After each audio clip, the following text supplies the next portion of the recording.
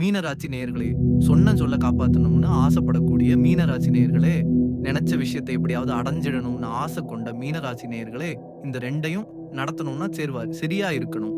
கூட்டாளிகள் சரியா இருக்கணும். சேராத இடம் சேர்ந்து வஞ்சத்துல வீழ்ந்தா அது எட்டா கர்ணாவாக எதிர்கொள்ள முடியாது. இந்த பாட்டு உங்களுக்கு கரெக்டா ஆஃப்ட்டா இருக்கும்.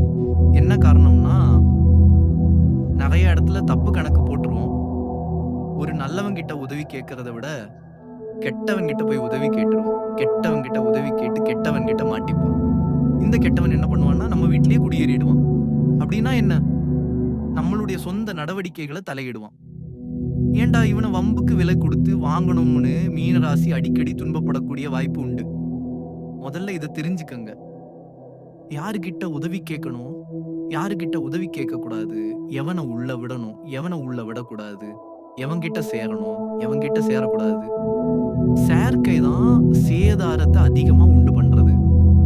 சேர்க்கை சரியா இருந்ததுன்னா சேதாரமும் கிடையாது, கூலியும் கிடையாது. பவுன் அப்படியே நமக்கு சொந்தம். குறைஞ்ச ரேட்ல பவுன் வாங்கிட்டு போயிட்டே இருக்கலாம். வாங்கிடலாமா? இவ்வளவுதான் மீன ராசிக்கு. முடிக்கல கொஞ்சம் இருக்கு டைம் மீன ராசிக்காரர்கள். இவ்வளவுதான். இத தெரிஞ்சுக்கிட்டாலே முடிஞ்சு போச்சு. வீட்டுல கெட்டது இருக்காது. அதை மீறி ஒரு கெட்டது வருதுன்னா அந்த கெட்டதை நீக்கிறதுக்கு ஒன்னே ஒண்ணு விஷ்ணு பூஜை பண்ணுங்க. பெருமாளை வழிபாடு பண்ணுங்க. பெருமாள் கோவில்ல பெருமாளை போய் தரிசனம் பண்ணுங்க. உங்க வீட்டுல விஷ்ணு சகஸ்ரநாமம் பாராயணம் பண்ணுங்க. நாராயண மந்திரம் டெய்லி காலையில 108 தடவை, சாயந்தரம் 108 தடவை சொல்லுங்க. நாராயண மந்திரம் ஓம் நமோ நாராயணாய். உங்க வீட்டுல ரொம்ப திருஷ்டிகள், ரொம்ப கண் திருஷ்டிகள், ஓமல்கள், எதிரிகள், தொந்தரவுகள் ரொம்ப கெட்டது இருக்கு அப்படின்னா உங்க வீட்டுல துளசி தீர்த்தம், பெருமாள் கோவிலுக்கு போயிட்டு துளசி தீர்த்தத்தை வாங்கிட்டு அதை கொஞ்சம் தண்ணியில கலந்து வீடு முழுக்க தெளிச்சு விடுங்க. கண்டிப்பா கெட்டது விலகும். கண்டிப்பா கெட்டது விலகும். இந்த மீன ராசிக்காரர்கள் இந்த பரிகாரத்தை அவசியம் செய்யுங்க.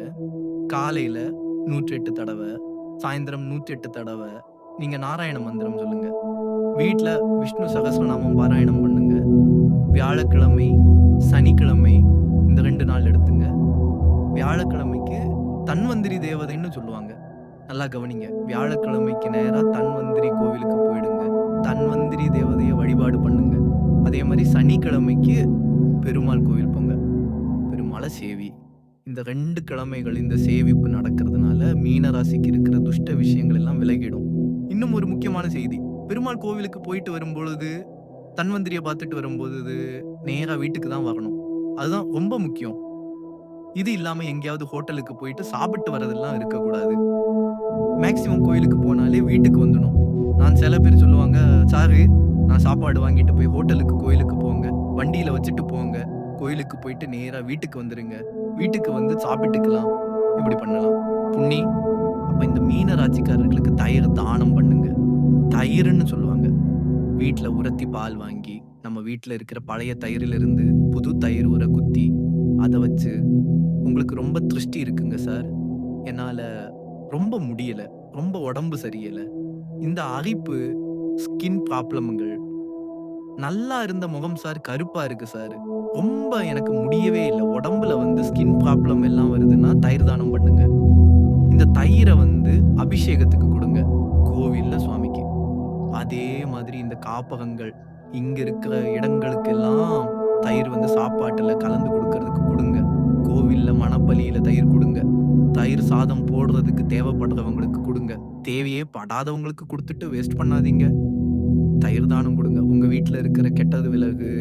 அதே மாதிரி வியாழக்கிழமை, சனிக்கிழமையில உங்க வீட்டுல பச்சை கற்பூரம், நல்லா கவனிங்க, பச்சை கற்பூரம், அதே மாதிரி ஜாதிக்காய், கிராம்பு, ஏலக்காய், இது எல்லாத்தையும் ஒண்ணா போட்டு மிக்ஸ் பண்ணி தண்ணியில கலந்து அதுல கொஞ்சம் பன்னீரையும் சந்தனத்தையும் கலந்து வீடு முழுக்க தெளிச்சு விடுங்க. தெளிக்கும் பொழுது நாராயண மந்திரத்தை சொல்லி தெளிங்க. ஓம் நமோ நாராயணா, ஓம் நமோ நாராயணா. அவ்வளவுதான். வியாழக்கிழமையும் சனிக்கிழமையும் இதை மட்டும் இந்த பரிகாரத்தை தொடர்ந்து செஞ்சு பாருங்க. அதுவும் முக்கியமா மீனராசிக்காரர்கள் குறைந்தபட்சம் 12 வாரம் செய்யணும்.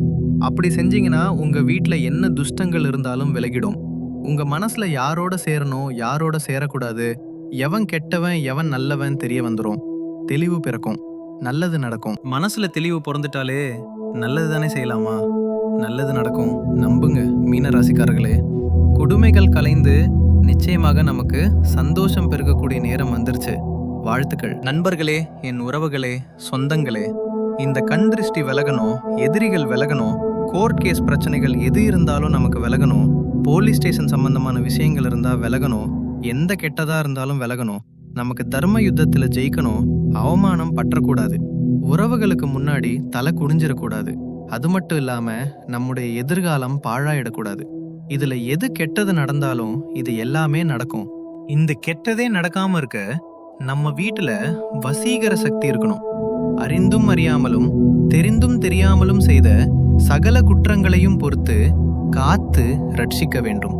பொண்ணு 18ஆம் படி மேல் வாழும் வில்லாளி வீரன் வீரமணி கண்டன் காசி ராமேஸ்வரம் பாண்டி மலையாளும் அடக்கி ஆளும் ஓம் ஸ்ரீ ஹரிகரசி சுதன் ஆனந்த சித்தன் ஐயன் ஐயப்ப சுவாமியே சரணம் ஐயப்பாங்கிற மந்திரத்தை தினசரி உங்க வீடுகள்ல நீங்க சொல்லுங்க.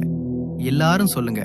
கண்டிப்பா நம்மளுடைய பாவங்கள் முதல்ல விலகும். நம்ம தெரியாம செஞ்ச பாவம், தெரிஞ்சு செஞ்ச பாவம், அறிஞ்சு செஞ்ச பாவம், அறியாம செஞ்ச பாவம், அது முதல்ல விலகும். மனசு முதல்ல சுத்தமாகும். மனசு சுத்தமான நம்ம அந்த வீட்டுக்குள்ள இருந்தோம்னா அந்த வீடு சுத்தமா இருக்கும்.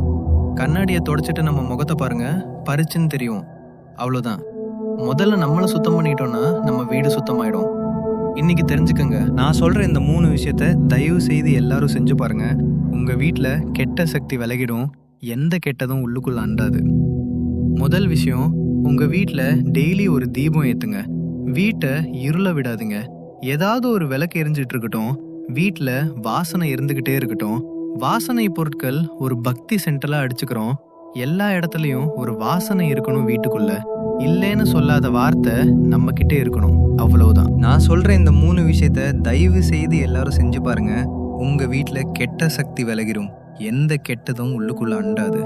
முதல் விஷயம், உங்க வீட்டுல டெய்லி ஒரு தீபம் ஏத்துங்க. வீட்டை இருள விடாதீங்க. ஏதாவது ஒரு விளக்கு எரிஞ்சுக்கிட்டு இருக்கட்டும். வீட்டுல வாசனை இருந்துகிட்டே இருக்கட்டும். வாசனை பொருட்கள் ஒரு பக்தி சென்டலா அடிச்சுக்கிறோம். எல்லா இடத்துலயும் ஒரு வாசனை இருக்கணும். வீட்டுக்குள்ள இல்லைன்னு சொல்லாத வார்த்தை நம்ம கிட்ட இருக்கணும். அவ்வளவுதான். வீட்டுல அதிகமா நம்ம இல்லைங்கிற வார்த்தைய பயன்படுத்தக்கூடாது. அதே மாதிரி சில பேர் ரொம்ப துஷ்டமான வார்த்தைகளை பயன்படுத்துவாங்க. கெட்ட வார்த்தைகளை அதை சுத்தமா தவிர்த்துருங்க. இதை மட்டும் தவிர்த்துருங்க. உங்க வீட்டுல துஷ்ட சக்திகள் எல்லாம் வெளியில வந்துடும். ரொம்ப கடுமையான தோஷம் இருக்கு சுவாமி, கடுமையா எங்களுக்கு செய்வன கோளாறுகள், பிரச்சனைகள் இது மாதிரி இருக்கு, நாங்க என்ன பண்ணலாம்? என்னோட தொழில்ல பெரிய லாஸ், என் குடும்பத்துல பெரிய சிரமம், குடும்ப உறவுகள் பிரிஞ்சு கிடக்கு, நான் என்ன செய்யலாம்? ரொம்ப இன்னும் ஒரே ஒரு பரிகாரத்தை சொல்லி நிறைவு செய்யறேன். பசுமாடு கண்ணுக்குட்டி உங்க வீட்டுல பக்கத்துல யாருக்கிட்ட இருக்கோ அந்த பசுமாடு கண்ணுக்குட்டியை வீட்டுக்கு அழைச்சிட்டு வந்து கோமாதா, இந்த கோமாதாவை அழைச்சிட்டு வந்து உங்க வீட்டு மத்திய பகுதியில நிப்பாட்டி அந்த பசுக்கு பூஜை பண்ணுங்க. பசுக்கு மஞ்ச தடவி குங்குமம் வச்சு பசுக்கு ஒரு புடவை வாங்கி சாத்தி, கண்ணுக்குட்டிக்கு ஒரு புடவை சாத்தி, மாலை போட்டு ஒரு பெரிய தட்டுலயோ பக்கெட்லயோ வாழை இலையில பச்சை பச்சரிசியை நல்லா ஊற வச்சு வெல்லம், பச்சரிசி, வாழைப்பழம் எல்லாம் சேர்த்து வச்சு அந்த பசுமாட்டுக்கு கொடுங்க.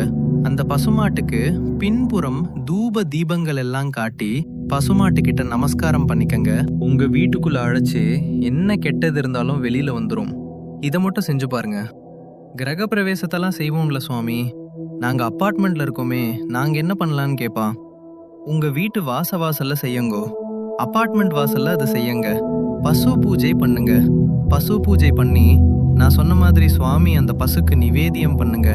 நிச்சயமாக உங்க வீட்டுல இருக்கிற எல்லா துஷ்டங்களும் வெளியில வந்துடும். எல்லா கெட்ட சக்தியும் வெளியில வந்துடும். நல்லது நடக்கும், நம்புங்க. இன்னையிலிருந்து உங்க வாழ்க்கை பிரகாசமா போகுது. இந்த பதிவை கேட்கறவங்க, இந்த பதிவை கேட்கக்கூடிய சூழ்நிலைகள் உங்க குடும்பத்துல யாருக்கு நீங்க அனுப்பினாலும் சரி, அந்த வீடுகள்ல நல்ல மாற்றங்களை நீங்க பார்க்க போறீங்க. வாழ்த்துக்கள். நல்லதே நடக்கும். என்றும் உங்களோடு நிழலாக நான் இருப்பேன். நம்பிக்கையோடு மீண்டும் அடுத்த பதிவில் உங்களை சந்திக்கிறேன். ஓம் சாய்ராம். ஓம் சாய்ராம். ஓம் சாய்ராம்.